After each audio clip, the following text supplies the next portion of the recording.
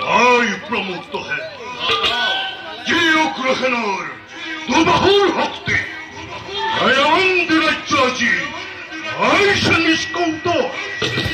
যার ভাতৃ প্রমুক্ত হেনর রাজ ভক্তির প্রবল প্রতাপ আজ প্রদন্ত রাজ্যত মৃত্যুহার অগ্নিহিতা প্রজ্বলিত হওয়া নাই ইমানের পাশত এইখন রাজ্যর রজা হব লাগিছিল কোন তুমি দাদা আর হয়েছে কোন নাই আমি দিনে নিশাই শত্ৰুৰ লগত সংগ্ৰাম কৰি কৰি দেশৰ মংগল চিন্তা কৰি আহিছো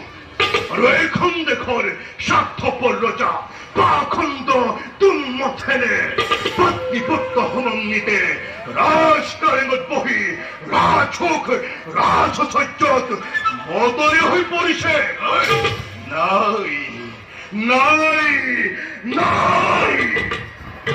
আৰু সহ্য নহয় ভয় গতিকে ভাই ইয়াৰ এক মই সিদ্ধান্ত গ্ৰহণ কৰিছো তোমাৰ এই সিদ্ধান্তৰ বাবে মই বহুদিন অধীৰ অপেক্ষা কৰি আছিলো মাথো তুমি ৰাজ্যৰ প্ৰধান সেনাপতি হৈ থকাৰ বাবেহে মোৰ হৃদয়ৰ দাবানল মই ব্যক্ত কৰিব পৰা নাছিলো আজি শুভক্ষণ মিলিছে যেতিয়া শুনা দাদা মোৰ অন্তৰৰ গুপুত বেদনা প্ৰবঞ্চনা অবন্তিৰাজে কৰে আমাক প্ৰবঞ্চনা নিজৰ জীৱন শত্ৰুৰ হাতত বিপন্ন কৰি ৰাজ্যৰ পাছত ৰাজ্য আমি জয় কৰি যাম আৰু সেই পাখণ্ড দুৰ্মথেনে ৰাজসিংহাসনৰ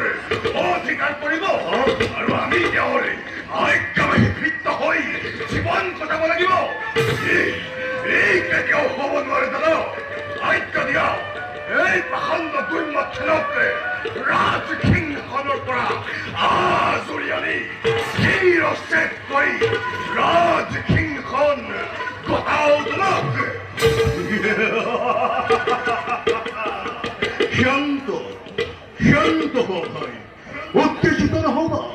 উত্তেজনাৰ বশৱৰ্তী হৈ যদি আমি কোনো কাৰ্য কৰো সম্পাদক সেই কাৰ্য কেতিয়াও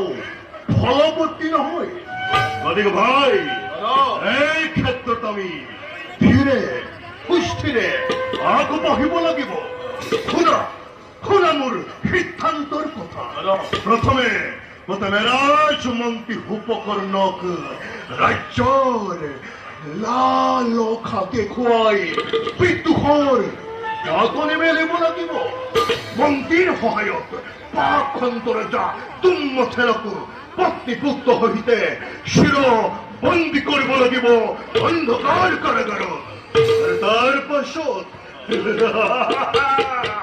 মন্ত্ৰীক হত্যা কৰি হস্তগত কৰিব লাগিব এই বিশাল অৱন্তীৰ ৰাজসিংহাসন গতিকে যোৱা ভাই মাতিয়ে না মন্ত্ৰী ডাঙৰীয়া এই গুপ্ত স্থানলৈ ভাল দাদা কিন্তু দাদা যদি মন্ত্ৰী ডাঙৰীয়াই আমাৰ এই ষড়যন্ত্ৰৰ একমত নহয় আৰু আমাৰ এই ষড়যন্ত্ৰৰ কথা ৰজাৰ আগত ব্যক্ত কৰে তেতিয়া